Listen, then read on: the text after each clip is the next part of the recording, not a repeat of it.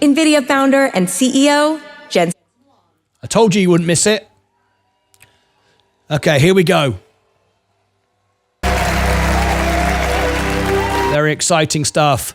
We'll just... The CES! I like the jacket. Are you excited to be in Las Vegas? Do you like my jacket? Yes. I thought I'd go the other way from Gary Shapiro. I'm in Las Vegas after all. If this doesn't work out, if all of you object, well, just get used to it. I really think you have to let this sink in. In another hour or so, you're going to feel good about it. Well, welcome to NVIDIA. In fact, you're inside NVIDIA's digital twin. And we're going to take you to NVIDIA. Ladies and gentlemen, welcome to NVIDIA. You're inside our digital twin. Everything here is generated by AI. It has been an extraordinary journey, extraordinary year, and it started in 1993. Ready, go! With NV1, we wanted to build computers that can do things that normal computers couldn't. And NV1 made it possible to have a game console in your PC. Our programming architecture was called UDA, missing the letter C until a little while later, but UDA, Unified Device Architecture. And the first developer for UDA and the first application that ever worked on UDA was Sega's Virtua Fighter. 6 years later, we invented, in 1999, the programmable GPU. And it started 20 plus years of incredible advance in this incredible processor called the GPU. It made modern computer graphics possible. And now, 30 years later, Sega's Virtua Fighter is completely cinematic. This is the new Virtua Fighter project that's coming. I just can't wait. Absolutely incredible. 6 years after that, 6 years after 1999, we invented CUDA so that we could explain or express the programmability of our GPUs to a rich set of algorithms that could benefit from it. CUDA initially was difficult to explain, and it took years, in fact. It took approximately 6 years. Somehow, 6 years later or so, 2012, Alex Karshevsky, Ilya Sutskever, and Jeff Hinton discovered CUDA, used it to process AlexNet, and the rest of it is history. AI has been advancing at an incredible pace since. Started with perception AI. We now can understand images and words and sounds. To generative AI, we can generate images and text and sounds. And now, agentic AI. AIs that can perceive, reason, plan, and act. And then the next phase, some of which we'll talk about tonight, physical AI, 2012. Now, magically, 2018, something happened that was pretty incredible. Google's Transformer was released as BERT, and the world of AI really took off. Transformers, as you know, completely changed the landscape for artificial intelligence. In fact, it completely changed the landscape for computing altogether. We recognized properly that AI was not just a new application with a new business opportunity, but AI, more importantly, machine learning, enabled by transformers, was going to fundamentally change how computing works. And today, computing is revolutionized in every single layer, from hand coding, instructions that run on CPUs, to create software tools that humans use. We now have machine learning that creates and optimizes neural networks that processes on GPUs and creates artificial intelligence. Every single layer of the technology stack has been completely changed. An incredible transformation in just 12 years. Well, we can now understand information of just about any modality. Surely you've seen text and images and sounds and things like that. But not only can we understand those, we can understand amino acids, we can understand physics. We understand them, we can translate them, and generate them. The applications are just completely endless. In fact, almost any AI application that you see out there, what modality is the input that it learned from? What modality of information did it translate to? And what modality of information is it generating? If you ask these three fundamental questions, just about every single application could be inferred. And so when you see application after applications that are AI-driven, AI-native, at the core of it, this fundamental concept is there. Machine learning has changed how every application is going to be built, how computing will be done, and the possibilities beyond. Well, GPUs, GeForce, in a lot of ways, all of this with AI is the house that GeForce built. GeForce enabled AI to reach the masses. And now, AI is coming home to GeForce. There are so many things that you can't do without AI.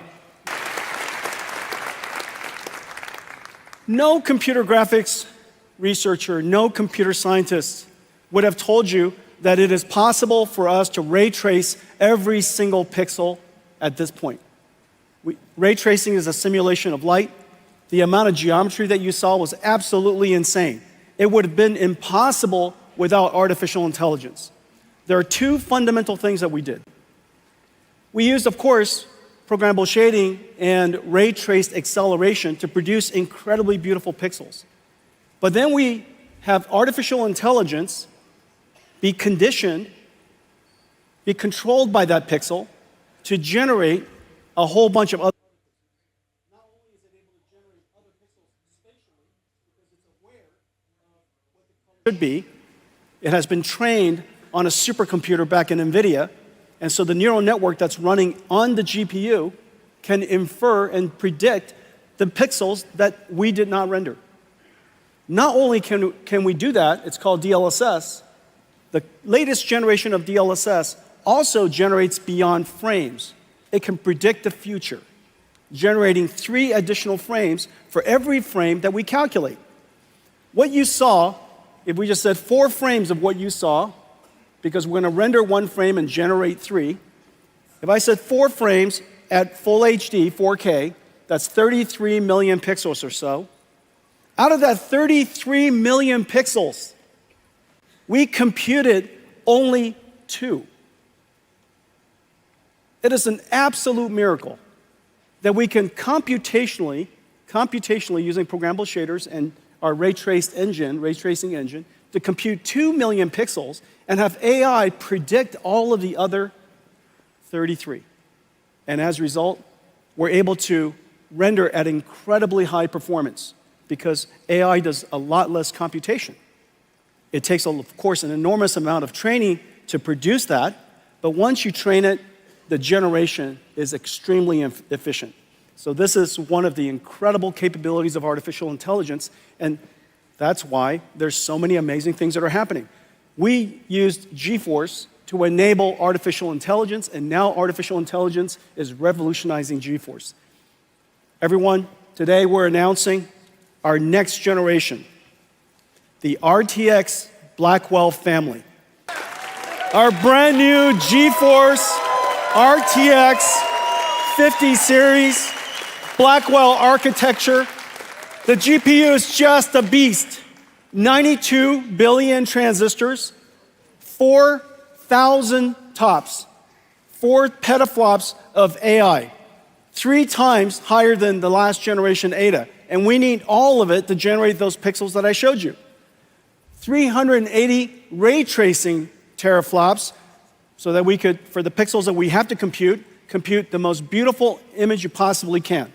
And of course, 125 shader teraflops. There's actually a concurrent integer unit of equal performance. So 2 dual shaders. One is for floating point, one is for integer. G7 memory from Micron, 1.8 terabytes per second, twice the performance of our last generation. And we now have the ability to intermix AI workloads with computer graphics workloads. And one of the amazing things about this generation is the programmable shader is also able to now process neural networks. So the shader is able to carry these neural networks.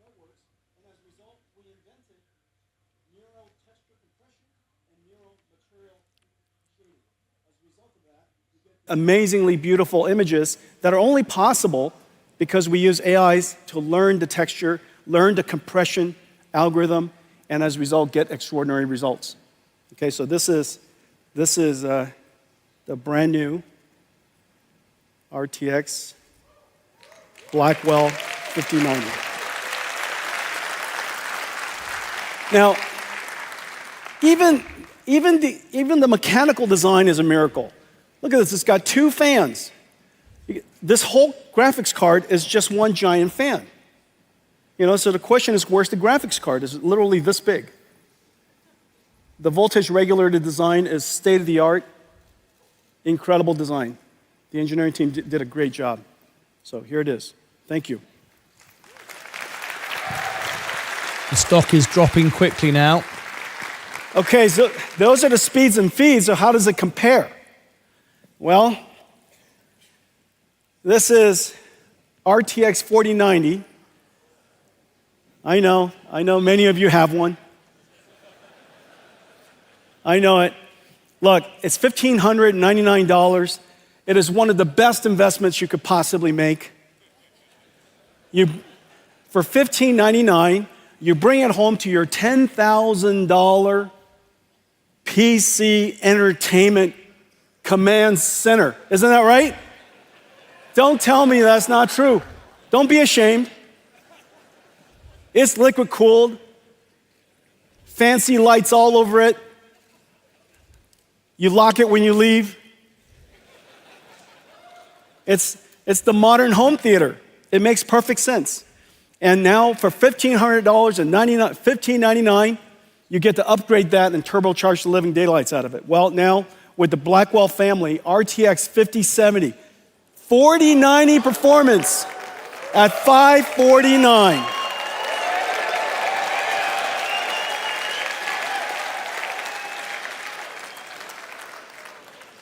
Impossible without artificial intelligence. Impossible without the 4 teraops of AI tensor cores. Impossible without the G7 memories. Okay, so 5070, 4090 performance, $549, and here's the whole family. Starting from 5070 all the way up to 5090. 5090, twice the performance of a 4090. Starting, of course, we're producing at very large scale availability starting January. Well, it is incredible, but we managed to put these in gigantic performance GPUs into a laptop. This is a 5070 laptop. For $1,299, this 5070 laptop has a 4090 performance. I think there's one here somewhere. Let me show you this. This is look at this thing. Here. There's only so many pockets. Ladies and gentlemen, Janine Paul.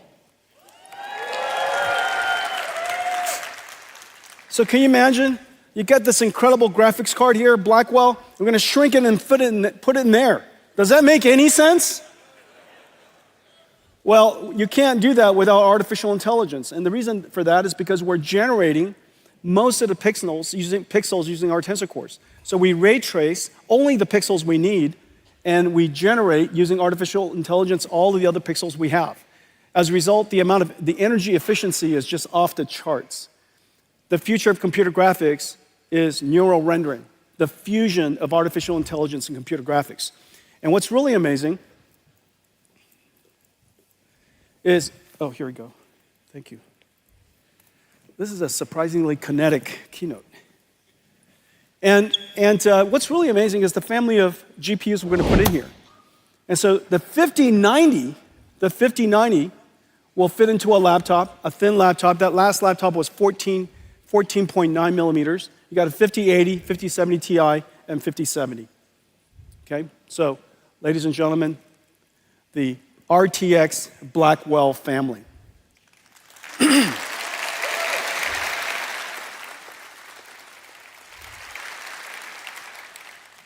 Well, GeForce brought AI to the world, democratized AI.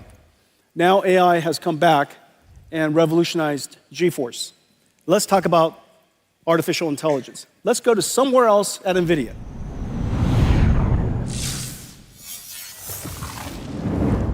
This is literally our office. This is literally NVIDIA's headquarters. Okay, so let's talk about AI. The industry is chasing and racing to scale artificial intelligence.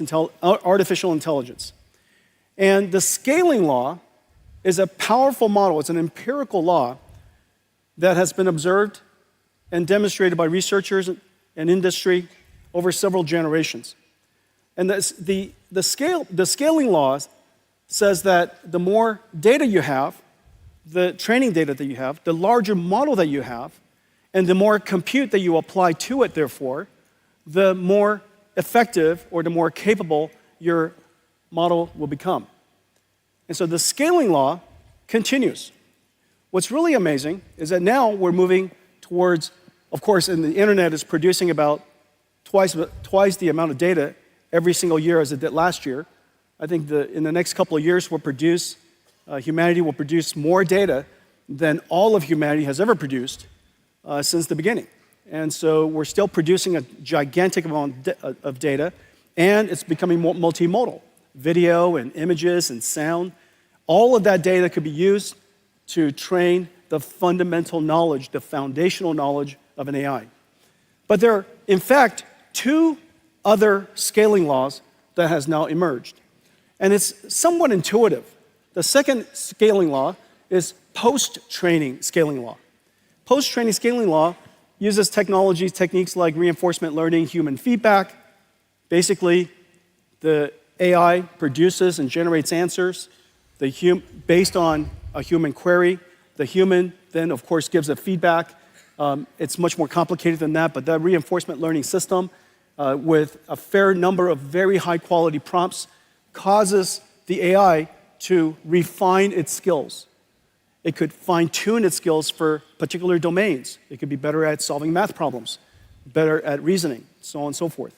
And so it's essentially like having a mentor or having a coach give you feedback after you're done going to school. And so you get tests, you get feedback, you improve yourself. We also have reinforcement learning. If you could AI subscribe, feedback, we're only a handful away from synthetic data 56,000. Thank you. These techniques are rather akin to, if you will, self-practice. You know the answer to a particular problem. Thank you, guys. And you continue to try it until you get it right. And so an AI could be presented with a very complicated and a difficult problem that is verifiable functionally. And it has an answer that we understand, maybe proving a theorem, maybe solving a geometry problem. And so these problems would cause the AI to produce answers, and using reinforcement learning, it would learn how to improve itself. That's called post-training. Post-training requires an enormous amount of computation, but the end result produces incredible models. We now have a third scaling law, and this third scaling law has to do with what's called test time scaling. Test time scaling is basically when you're being used. When you're using the AI has the ability to now apply a different resource allocation. Instead of improving its parameters, now it's focused on deciding how much computation to use to produce the answers it wants to produce. Reasoning is a way of thinking about this. Long thinking is a way to think about this. Instead of a direct inference or one-shot answer, you might reason about it. You might break down the problem into multiple steps. You might generate multiple ideas and evaluate. Your AI system would evaluate which one of the ideas that you generated was the best one. Maybe it solves the problem step by step, so on and so forth. And so now test time scaling has proven to be incredibly effective. You're watching this sequence of technology and all of these scaling laws emerge as we see incredible achievements from ChatGPT to O1 to O3, and now Gemini Pro. All of these systems are going through this journey step by step by step of pre-training to post-training to test time scaling. Well, the amount of computation that we need, of course, is incredible.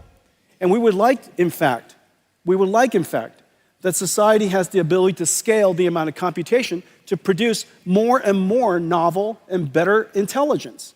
Intelligence, of course, is the most valuable asset that we have, and it can be applied to solve a lot of very challenging problems. And so, scaling law. It's driving enormous demand for NVIDIA computing. It's driving an enormous demand for this incredible chip we call Blackwell. Let's take a look at Blackwell. Well, Blackwell is in full production. It is incredible what it looks like. So first of all, there's some, every single cloud service provider now have systems up and running. We have systems here from about 15 computer makers. It's being made about 200 different SKUs, 200 different configurations. They're liquid-cooled, air-cooled, x86, NVIDIA Grace CPU versions, NVLink 36 by 2, NVLink 72 by 1, whole bunch of different types of systems so that we can accommodate just about every single data center in the world. Well, these systems are being currently manufactured in some 45 factories. It tells you how pervasive artificial intelligence is and how much the industry is jumping onto artificial intelligence in this new computing model.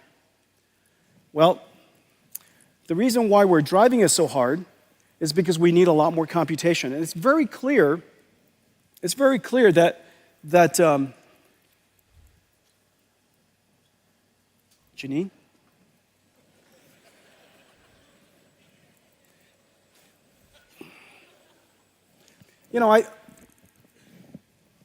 It's hard to tell. You don't ever want to reach your hands into a dark place. Hang on a second, is this a good idea? All right.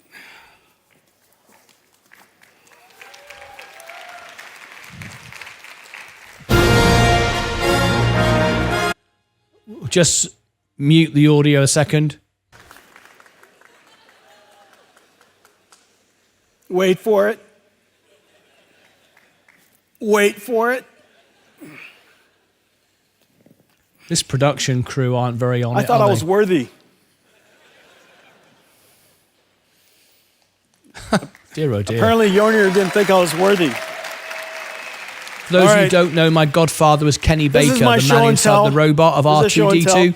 So, hence the name Martyn Lucas, this NVLink system, in case you're wondering. This right here, this NVLink system, this is GB200 NVLink 72. It is 1.5 tons, 600,000 parts, approximately equal to 20 cars, 120 kilowatts. It has a spine behind it that connects all of these GPU together, 2 miles of copper cable, 5,000 cables. This is being manufactured in 45 factories around the world. We build them, we liquid cool them, we test them, we disassemble them, ship them in parts to the data centers because it's 1.5 tons. We reassemble it outside the data centers and install them. The manufacturing is insane. But the goal of all of this is because the scaling laws are driving computing so hard that this level of computation, Blackwell over our last generation, improves the performance per watt by a factor of 4. performance per watt by a factor of 4, performance per dollar by a factor of 3. That basically says that in one generation, we reduce the cost of training these models by a factor of 3. Or if you want to increase the size of your model by a factor of 3, it's about the same cost. But the important thing is this. These are generating tokens that are being used by all of us when we use ChatGPT or when we use Gemini, use our phones in the future. Just about all of these applications are going to be consuming these AI tokens. And these AI tokens are being generated by these systems. And every single data center is limited by power. And so if the perf per watt of Blackwell is 4 times our last generation, then the revenue that could be generated, the amount of business that can be generated in the data center is increased by a factor of 4. And so these AI factory systems really are factories today. Now the goal of all of this is so that we can create one giant chip. The amount of computation we need is really quite incredible. And this is basically one giant chip. If we would have had to build a chip, here we go. Sorry, guys. You see that? That's cool. Look at that, disco lights in here. All right. If we had to build this as one chip, obviously this would be the size of the wafer, but this doesn't include the impact of yield. It would have to be probably 3 or 4 times this size. But what we basically have here is 72 Blackwell GPUs or 144 dies. This one chip here is 1.4 exaflops. The world's largest supercomputer, fastest supercomputer, only recently, this entire room's supercomputer only recently achieved an exaflop plus. This is 1.4 exaflops of AI floating point performance. It has 14 terabytes of memory, but here's the amazing thing. The memory bandwidth is 1.2 petabytes per second. That's basically the entire internet traffic that's happening right now. The entire world's internet traffic is being processed across these chips, okay? And we have 130 trillion transistors in total, 2,592 CPU cores, whole bunch of networking. And so these, I wish I could do this. I don't think I will. So these are the Blackwells. These are our ConnectX networking chips. These are the NVLink. And we're trying to pretend about the NVLink spine, but that's not possible, okay? And these are all of the HBM memories, 14 terabytes of HBM memory. This is what we're trying to do, and this is the miracle of the Blackwell system. The Blackwell dies right here. It is the largest single chip the world's ever made. But yet, the miracle is really, in addition to that, this is the Grace Blackwell system. Well, the goal of all of this, of course, is so that we can, thank you, thanks. Boy, is there a chair I could sit down for a second?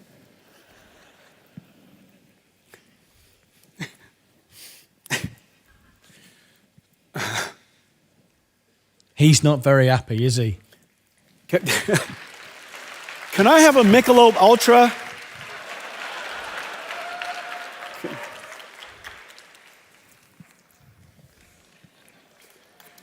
I've never seen production like this.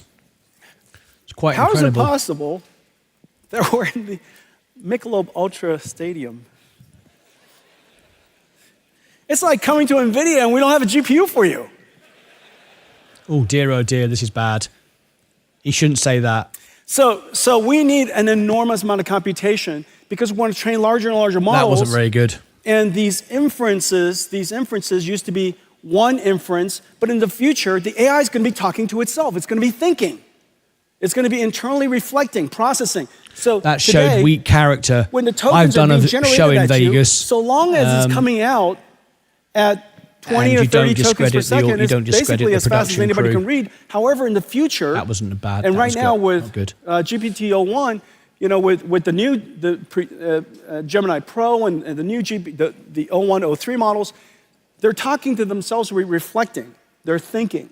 And so, as you can imagine, the rate at which the tokens could be ingested is incredibly high. And so we need the token rates, the token generation rates, to go way up. And we also have to drive the cost way down simultaneously so that the quality of service can be extraordinary, the cost to customers can continue to be low, and AI will continue to scale. And so that's the fundamental purpose, the reason why we created NVLink. Well, one of the most important things that's happening in the world of enterprise is agentic AI. Agentic AI basically is a perfect example of test time scaling. AI is a system of models. Some of it is understanding, interacting with the customer, interacting with the user. Some of it's maybe retrieving information from storage, a semantic AI system like a RAG. Maybe it's going on to the internet. Maybe it's studying a PDF file. And so it might be using tools. It might be using a calculator. And it might be using a generative AI to generate charts and such. And it's taking the problem you gave it, breaking it down step by step, and it's iterating through all these different models. Well, in order to respond to a customer in the future, in order for AI to respond, it used to be ask a question, answer starts spewing out. In the future, you ask a question, a whole bunch of models are going to be working in the background. And so test time scaling, the amount of computation used for inferencing, is going to go through the roof. It's going to go through the roof because we want better and better answers. Well, to help the industry build agentic AI, our go-to-market is not direct to enterprise customers. Our go-to-market is we work with software developers in the IT ecosystem to integrate our technology to make possible new capabilities, just like we did with CUDA libraries. We now want to do that with AI libraries. And just as the computing model of the past has APIs that are doing computer graphics or doing linear algebra or doing fluid dynamics, in the future, on top of those acceleration libraries, CUDA acceleration libraries, we'll have AI libraries. We've created 3 things for helping the ecosystem build agentic AI. NVIDIA NIMs, which are essentially AI microservices all packaged up. It takes all of this really complicated CUDA software, CUDA DNN, Cutlass, or TensorRT-LM, or Triton, or all of these different really complicated software, and the model itself, we package it up, we optimize it, we put it into a container, and you could take it wherever you like. And so we have models for vision, for understanding languages, for speech, for animation, for digital biology, and we have some new exciting models coming for physical AI. And these AI models run in every single cloud because NVIDIA's GPUs are now available in every single cloud. It's available in every single OEM. So you could literally take these models, integrate it into your software packages, create AI agents that run on Cadence, or there might be ServiceNow agents, or they might be SAP agents, and they could deploy it to their customers and run it wherever the customers want to run the software. The next layer is what we call NVIDIA NeMo. NeMo is essentially a digital employee onboarding and training evaluation system. In the future, these AI agents are essentially digital workforce that are working alongside your employees, doing things for you on your behalf. And so the way that you would bring these specialized agents these special agents into your company is to onboard them, just like you onboard an employee. And so we have different libraries that helps these AI agents be trained for the type of language in your company. Maybe the vocabulary is unique to your company. The business process is different. The way you work is different. So you would give them examples of what the work product should look like. And they would try to generate it, and you would give it feedback. And then you would evaluate them, so on and so forth. And so and you would guardrail them. You say, these are the things that you're not allowed to do. These are the things you're not allowed to say. And we even give them access to certain information. Okay, so that entire pipeline, digital employee pipeline, is called NeMo. In a lot of ways, the IT department of every company is going to be the HR department of AI agents in the future. Today, they manage and maintain a bunch of software from the IT industry. In the future, they'll maintain, nurture, onboard, and improve a whole bunch of digital agents and provision them to the companies to use. Okay, and so your IT department is going to become kind of like AI agent HR. And on top of that, we provide a whole bunch of blueprints that our ecosystem could take advantage of. All of this is completely open source, and so you could take it and modify the blueprints. We have blueprints for all kinds of different types of agents. Well, today we're also announcing that we're doing something that's really cool and I think really clever. We're announcing a whole family of models that are based off of Llama, the NVIDIA Llama Neotron language foundation models. Llama 3.1 is a complete phenomenon. The download of Llama 3.1 from Meta, 650,000 times, something like that. It has been derived and turned into other models, about 60,000 other different models. It is singularly the reason why just about every single enterprise and every single industry has been activated to start working on AI. Well, the thing that we did was we realized that the Llama models really could be better fine-tuned for enterprise use. And so we fine-tune them using our expertise and our capabilities, and we turn them into the Llama Neotron suite of open models. There are small ones that interact in very, very fast response time, extremely small. They're what we call super Llama Neotron supers. They're basically your mainstream versions of your models. Or your ultra model. The ultra model could be used to be a teacher model for a whole bunch of other models. It could be a reward model, evaluator, a judge for other models to create answers and decide whether it's a good answer or not, basically give feedback to other models. It could be distilled in a lot of different ways. Basically, a teacher model, a knowledge distillation model. Very large, very capable. And so all of this is now available online. Well, these models are incredible. It's number one in leaderboards for chat, leaderboard for instruction, leaderboard for retrieval. So the different types of functionalities necessary that are used in AI agents around the world, these are going to be incredible models for you. We're also working with the ecosystem. All of our NVIDIA AI technologies are integrated into the IT industry. We have great partners and really great work being done at ServiceNow, at SAP, at Siemens for industrial AI. Cadence is doing great work. Synopsys is doing great work. I'm really proud of the work that we do with Perplexity. As you know, they revolutionized search. Yeah, really fantastic stuff. Codium, every software engineer in the world. This is going to be the next giant AI application, next giant AI service, period, is software coding. 30 million software engineers around the world. Everybody is going to have a software assistant helping them code. If not, obviously you're going to be way less productive and create lesser good code. And so this is 30 million. There's 1 billion knowledge workers in the world. It is very, very clear AI agents is probably the next robotics industry and likely to be a multi-trillion-dollar opportunity. Well, let me show you some of the blueprints that we've created and some of the work that we've done with our partners with these AI agents.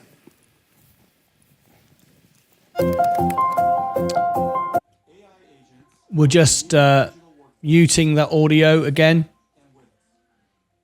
AI agents to be able to are bring you this service, we have to mute the music. There's nothing important happening or being said. It's simply music. And if we show the music, unfortunately, as a financial channel, we can't bring you this. So we won't be able to, produce this content. So anyway, I've now been going live 15 hours today. I hope that you're enjoying the service. We're just playing some music at the moment. We'll go back to it in a second.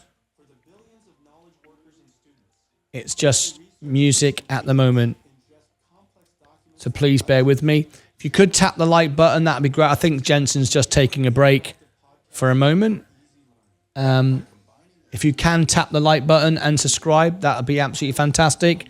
Thank you very much indeed. We're just listening to the audio. We'll be right back with you in a second.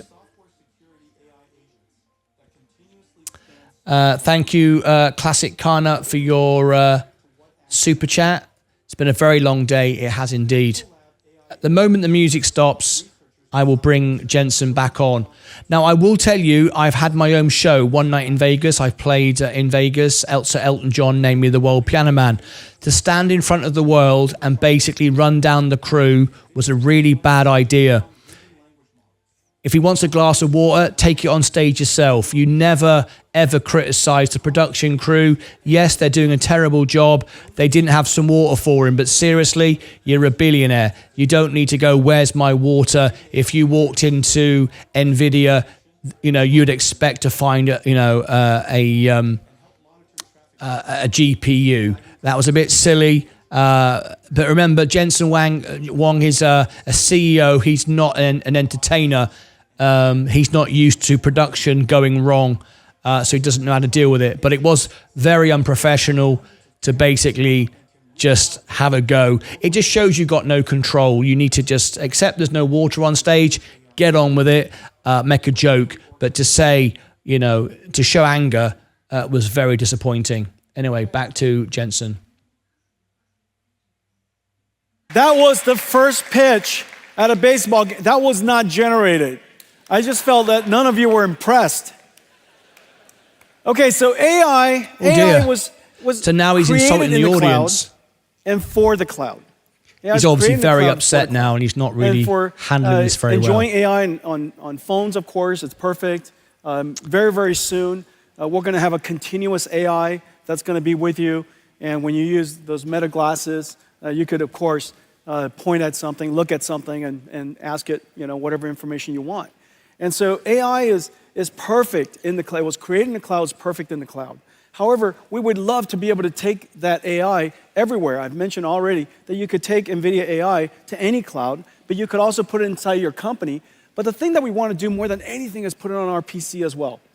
And so, as you know, Windows 95 revolutionized the computer industry. It made possible this new suite of multimedia services, and it changed the way that applications was created forever. Windows 95, this model of computing, of course, is not perfect for AI. And so the thing that we would like to do is we would like to have, in the future, your AI basically become your AI assistant. And instead of just the 3D APIs and the sound APIs and the video APIs, you would have generative APIs for 3D, and generative APIs for language, and generative AI for sound, and so on and so forth. And we need a system that makes that possible while leveraging the massive investment that's in the cloud. There's no way that the world can create yet another way of programming AI models. It's just not going to happen. And so if we could figure out a way to make Windows PC a world-class AI PC, it would be completely awesome. And it turns out the answer is Windows. It's Windows WSL2. Windows WSL2. Windows WSL2 basically is two operating systems within one. It works perfectly.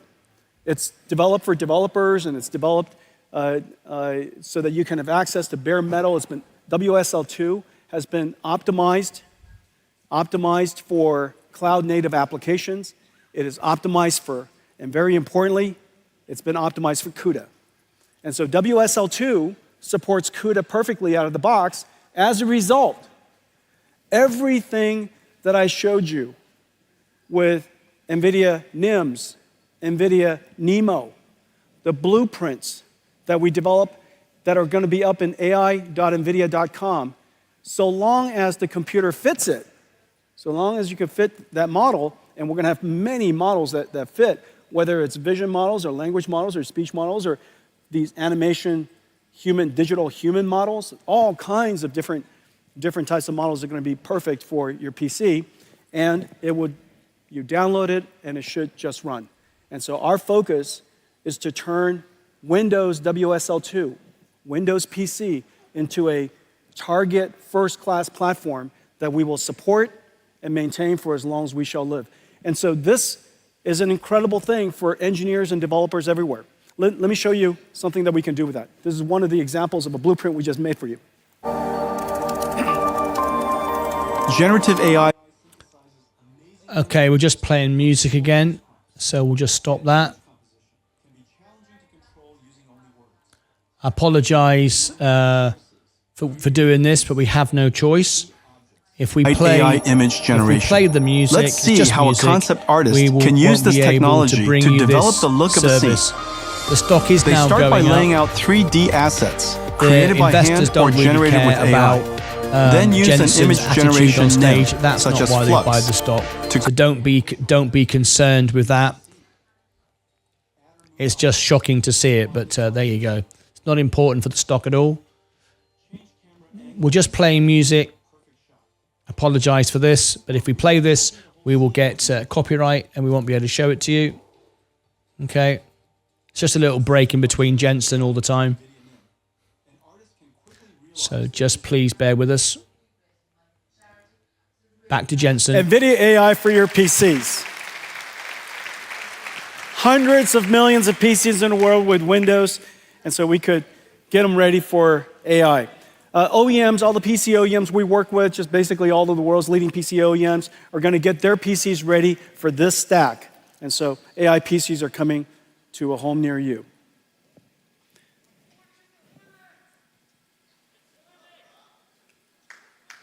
Linux is good.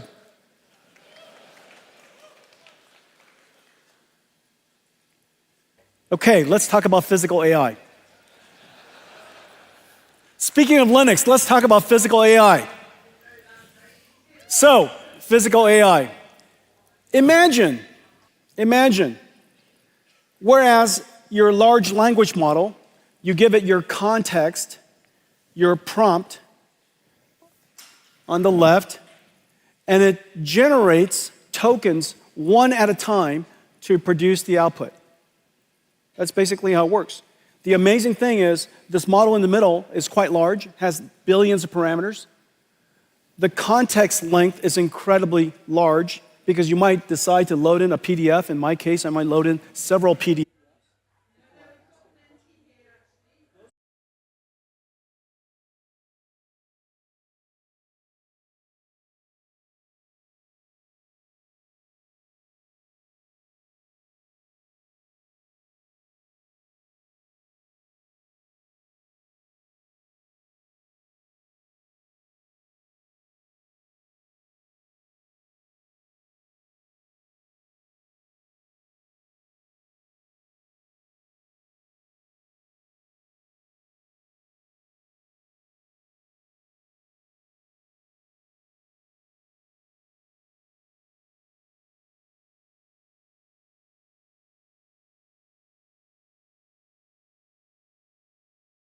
Why it is so incredibly effective, computationally demanding.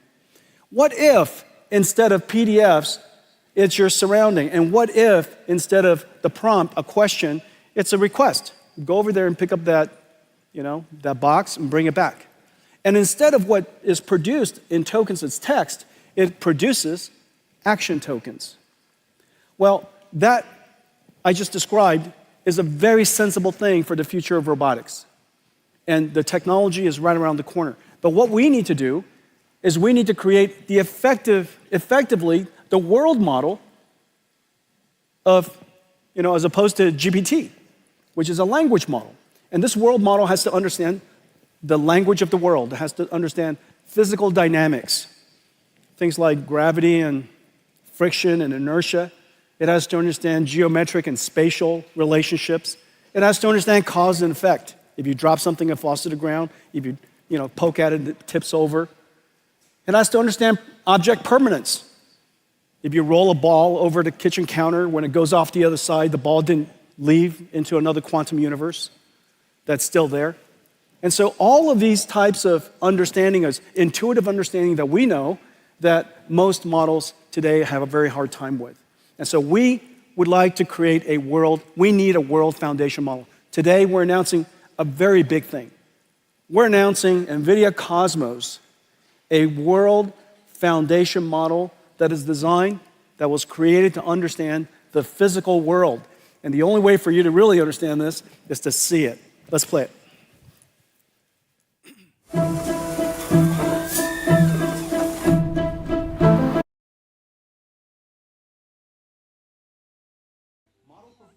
Okay, again, we're just playing music again. Just please bear with us as we play this, as this little bit of music plays before he comes back on stage. So just please bear with us. We should be coming to the end of the presentation very shortly. The stock is holding. At the moment, they play this bit of music in between when Jensen goes off for a quick drink and then back on again. This will only last a few seconds, I'm sure. And they're just playing music at the moment. Let's look at the as videos. Cosmos generates.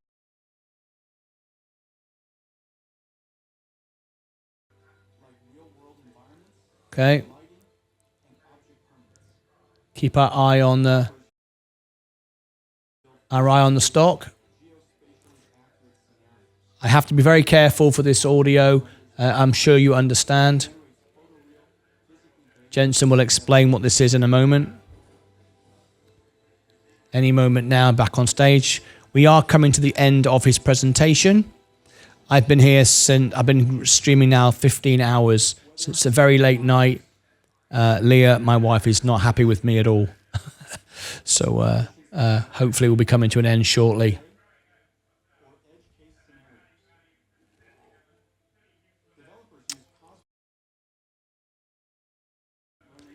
As you can see, the stock is holding up. If you can tap the like button and consider subscribing, that would be wonderful. Thank you very much for your support. We have to be very careful of bringing you this. When they play music, we have to be careful and just keep it muted. It's just music being played. It's not really anything at the moment. Thank you very much indeed. We've got 12,000 views right now. And I want to thank everyone tonight who subscribed to the channel. We've now just passed 55,931. Back to Jensen once again. Here we go. NVIDIA Cosmos. NVIDIA Cosmos, the world's first world foundation model. It is trained on 20 million hours of video. The 20 million hours of video focuses on physical dynamic things. So dynamic nature themes, humans walking, hands moving, manipulating things, things that are fast camera movements. It's really about teaching the AI, not about generating creative content, but teaching the AI to understand the physical world. And with this physical AI, there are many downstream things that we could do as a result. We could do synthetic data generation to train models. We could distill it and turn it into effectively the beginnings of a robotics model. You could have it generate multiple physically based, physically plausible scenarios of the future, basically do a Doctor Strange. You could, Thank you for your super because chat, this model much understands appreciated. the physical world. Of course, you saw a whole bunch of images generated. This model understanding the physical world, it also could do, of course, captioning. And so it could take videos, caption it incredibly well, model for a very high quality image generation. We lost the audio incredible there. I tokenizer, apologize for that. basically learning the vocabulary of real world, and a data pipeline so that if you would like to take all of this and then train it on your own data, this data pipeline, because there's so much data involved, we've accelerated everything. World's first data processing pipeline that's CUDA accelerated as well as AI accelerated. All of this is part of the Cosmos platform. And today we're announcing that Cosmos is open licensed. It's open available on GitHub.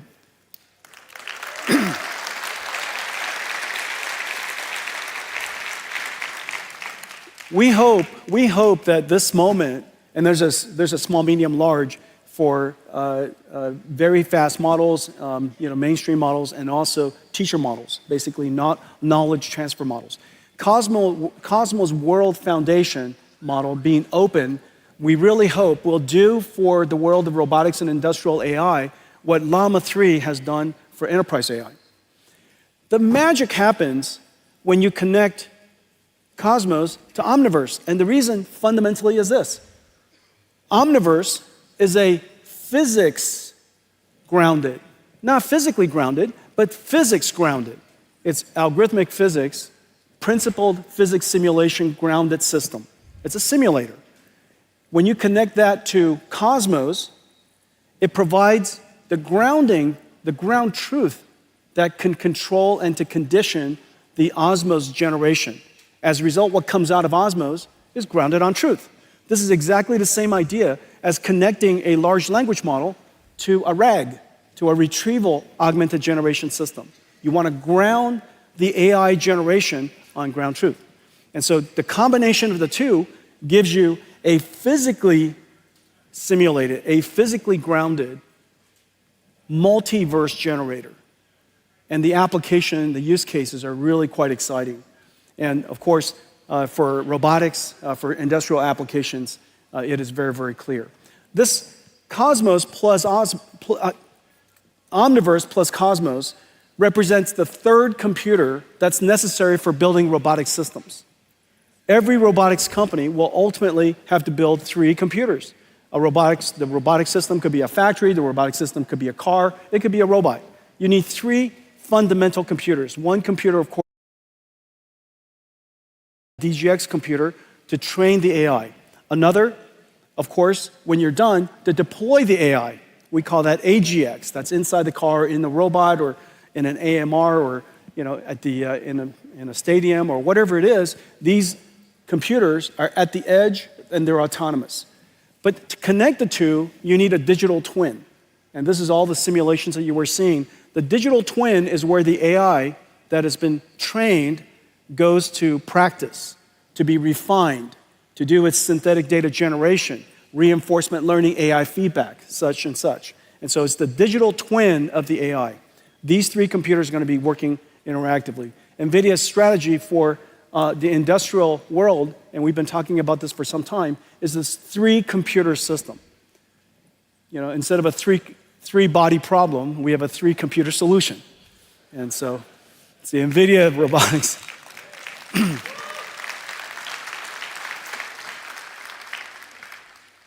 So let me give you 3 examples. All right, so the first example is how we apply all of this to industrial digitalization. There are millions of factories, hundreds of thousands of warehouses. That's basically is the backbone of all of that has to become software defined. All of it has to have automation in the future. And all of it will be infused with robotics. Well, we're partnering with Kion, the world's leading warehouse automation solutions provider, and Accenture, the world's largest professional services provider, and they have a big focus in digital manufacturing. And we're working together to create something that's really special. And I'll show you that in a second. But our go-to-market is essentially the same as all of the other software platforms and all the technology platforms that we have. Through the developers and ecosystem partners, and we have just a growing number of ecosystem partners connecting to Omniverse. And the reason for that is very clear. Everybody wants to digitalize the future of industries. There's so much waste, so much opportunity for automation in that $50 trillion of the world's GDP. So let's take a look at that. This one example that we're doing with Kion and Accenture. In the future, every factory will have a digital twin. And that digital twin operates exactly like the real factory. And in fact, you could use Omniverse with Cosmos to generate a whole bunch of future scenarios, and then an AI decides which one of the scenarios are the most optimal for whatever KPIs, and that becomes the programming constraints, the program, if you will, the AIs that will be deployed into the real factories.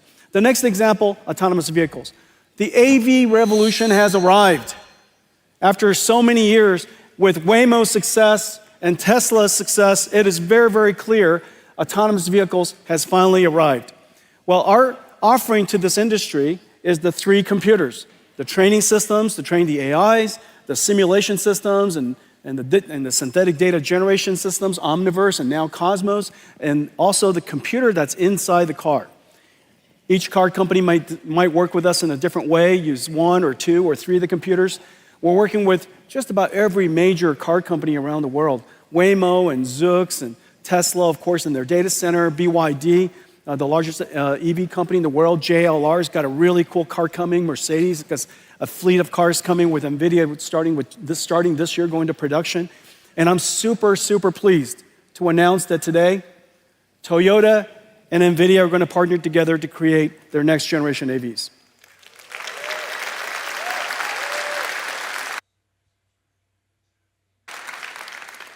Just so many cool companies, Lucid and Rivian and Xiaomi and of course Volvo, just so many different companies. Wabi is building self-driving trucks. This week also that Aurora is going to use NVIDIA to build self-driving trucks. Autonomous, 100 million cars built each year, a billion vehicles on the road all over the world, 1 trillion miles that are driven around the world each year. That's all going to be either highly autonomous or, fully autonomous coming up. And so this is going to be a very large industry. I predict that this will likely be the first multi-trillion-dollar robotics industry. This business for us, notice in just a few of these cars that are starting to ramp into the world, our business is already $4 billion, and this year probably on a run rate about $5 billion. So really significant business already. This is going to be very large. Well, today we're announcing that our next generation processor for the car, our next generation computer for the car, is called Thor. I have one right here. Hang on a second. Okay, this is Thor. This is Thor. This is a robotics computer. This is a robotics computer. It takes sensors and just a madness amount of sensor information, process it, umpteen cameras, high resolution, radars, lidars, they're all coming into this chip. And this chip has to process all that sensor, turn them into tokens, put them into a transformer, and predict the next path. And this AV computer is now in full production. Thor is 20 times the processing capability of our last generation Orin, which is really the standard of autonomous vehicles today. And so this is just really quite. This robotics processor, by the way, also goes into a full robot. And so it could be an AMR, it could be a humanoid robot, it could be the brain, it could be the manipulator. This processor basically computer. The second part of our drive system that I'm incredibly proud of is the dedication to safety. Drive OS, I'm pleased to announce, is now the first software-defined programmable AI computer that has been certified up to ASIL D, which is the highest standard of functional safety for automobiles. The only and the highest. And so I'm really, really proud of this. ASIL D, ISO 26262. It is the work of some 15,000 engineering years. This is just extraordinary work. And as a result of that, CUDA is now a functional, safe computer. And so if you're building a robot, NVIDIA CUDA, yeah.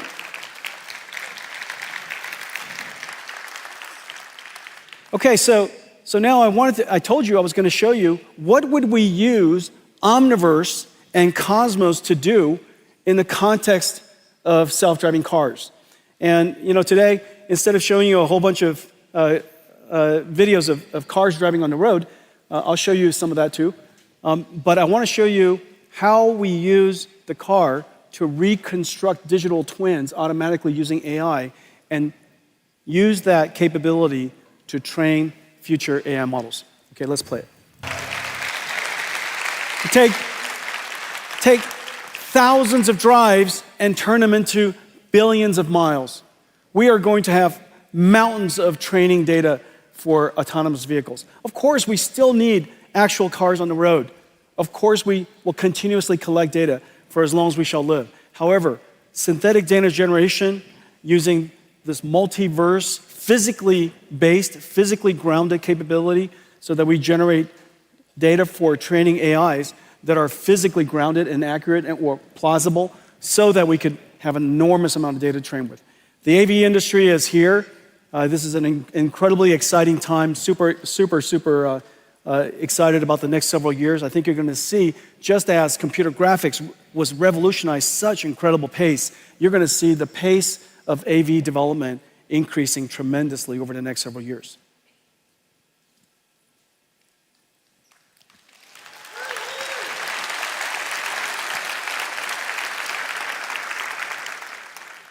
I think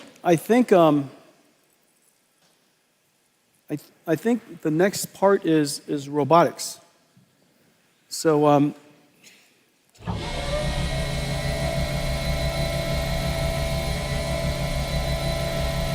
humanoid robots, my friends.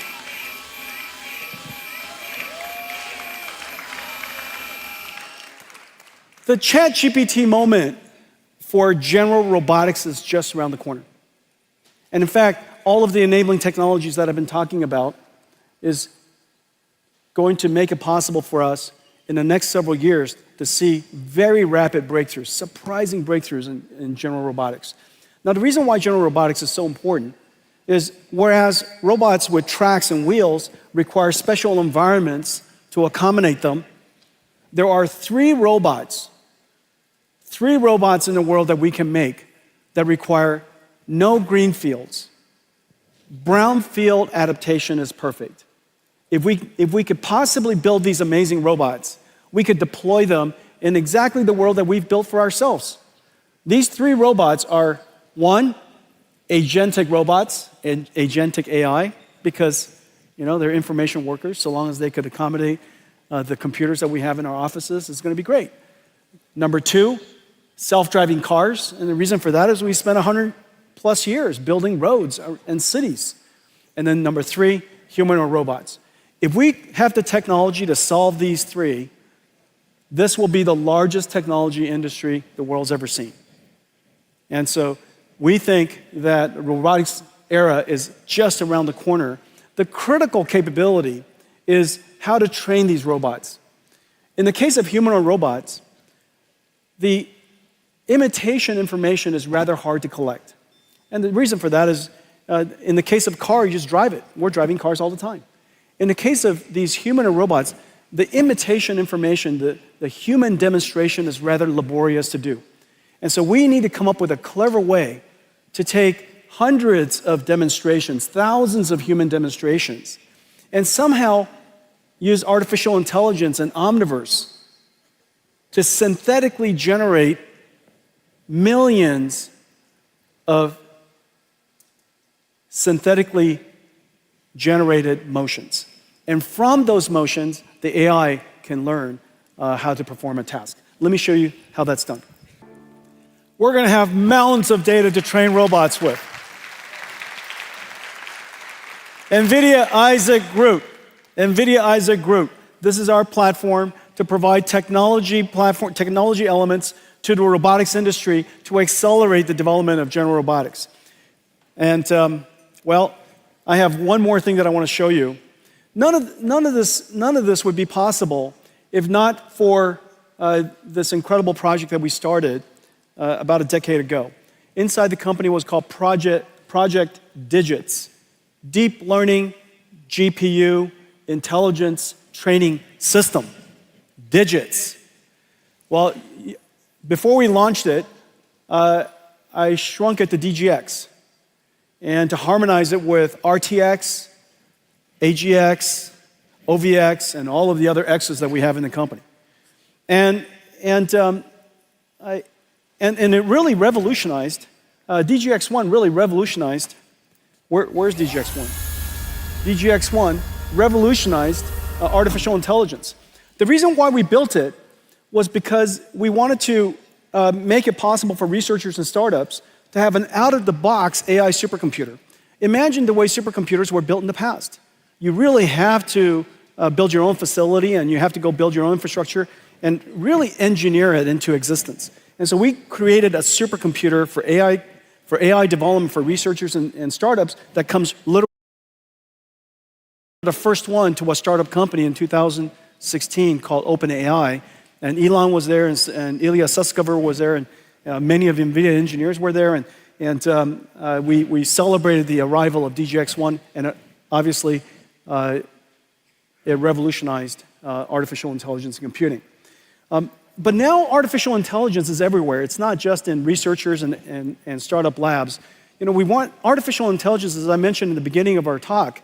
This is now the new way of doing computing. This is the new way of doing software. Every software engineer, every creative artist, everybody who uses computers today as a tool will need an AI supercomputer. And so I just wish that DGX-1 was smaller. And,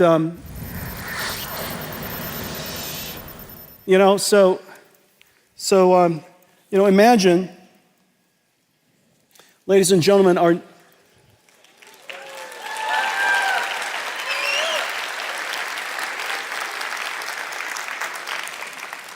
this is NVIDIA's latest AI supercomputer. And it's finally called Project Digits right now. And if you have a good name for it, reach out to us. Here's the amazing thing. This is an AI supercomputer. It runs the entire NVIDIA AI stack.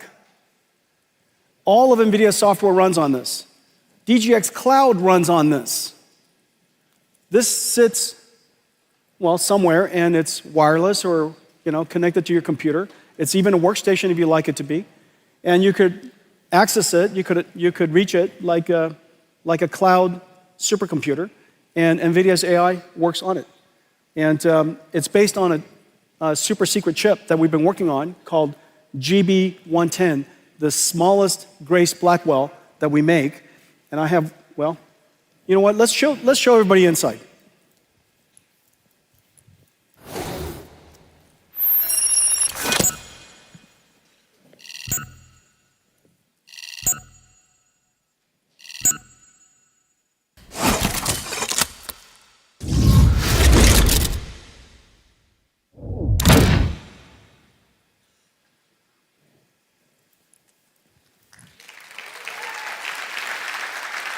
It's just so cute.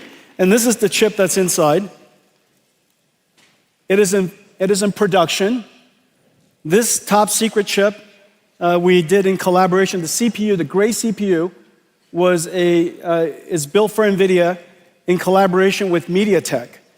They're the world's leading SoC company, and they worked with us to build this CPU SoC, and connect it with chip-to-chip NVLink to the Blackwell GPU.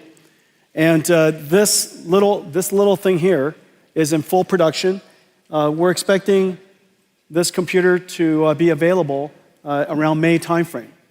And so it's coming at you. It's just incredible what we could do. And it's just, I think I was trying to figure out, do I need more hands or more pockets? All right, so imagine this is what it looks like. Who doesn't want one of those? And if you use PC, Mac, anything, because it's a cloud platform. It's a cloud computing platform that sits on your desk. You could also use it as a Linux workstation if you like. If you would like to have double digits, this is what it looks like. And you connect it together with ConnectX, and it has nickel, GPU Direct, all of that out of the box. It's like a supercomputer. Our entire supercomputing stack is available. And so, NVIDIA Project Digits.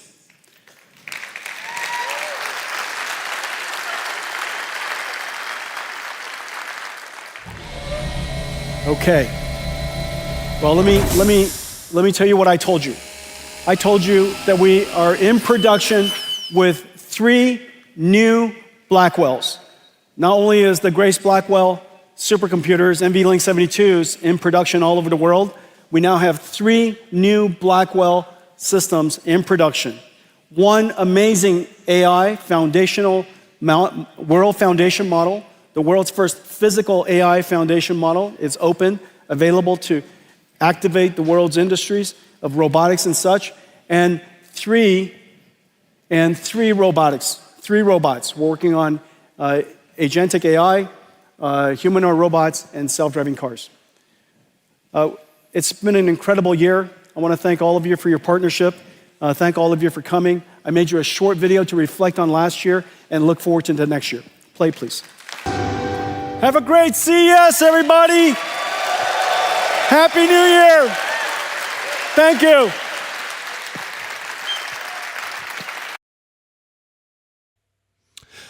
So there we go. I hope you all enjoyed the broadcast. I did everything I could there to protect, to bring you the content without copyright. I'm going to go. I've been live nearly 16 hours. Got to make it up to my wife right now. So it's quite loud here in the studio. That's it from me. Thank you very much. Oh dear, I've just lost my window. Let me bring up the window. Which one is gone? Oh, that's annoying. Which window did I just lose? Can you still hear me? Just bear with me a second. Windows, sound levels. There we go. Fantastic. All right, I'm going to go. Thank you ever so much for tuning in. I hope you all enjoyed it. It's been a great evening. 12,700 of you tuned in so far. This will be available as its own video later. Until next time, as always, take care of yourselves and each other. Join us live in the morning for the opening bell. Ta-ra for now. Bye-bye.